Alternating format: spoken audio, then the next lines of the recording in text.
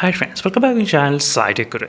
In this we're going to talk about the battery life details about the Realme GT Master Edition. So after using close to 25 days of usage. So I'm getting plenty of comments regarding the battery life about this device. So how is the battery backup and how much battery is draining and what is the screen on time we can actually expect. All these questions I'll try to answer in this entire video about this Realme GT Master Edition. So first thing is that the Realme GT Master Edition has got the battery capacity of 4300 mAh of battery capacity, slightly less than the usual average capacity, which is 4500. So because of this reason, few of the users, they are actually having some kind of concerns about this battery backup, how much screen on time, everything. So let me be clear friends, the screen on time can be varied from type of user to another type of user. So one user to other user, the screen on time will be varying. But in my usage, I can give the figure as 5 to 6 hours of screen on time you can expect in this Realme GT Master Edition. Yes, exactly 5 to 6 hours. So if you try to do the gaming in this device, so maybe the gaming continuously Battlegrounds mobile game, it can come up to 5 hours of gaming. But if you try to use for one day, it should not be that much kind of difficult. But using for the second day, then it will be a difficult.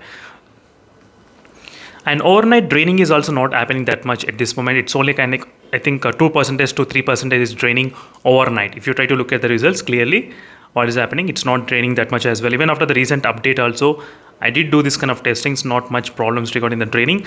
But few users, they did mention that the battery is draining a lot and screen on time, they're getting only 4 hours or maybe 5 hours. So as I said, it depends upon the one user to other users on the screen on time.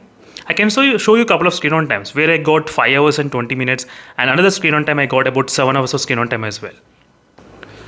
You can see friends clearly which I got about 5 hours and 28 minutes one time with the 20% of the battery capacity.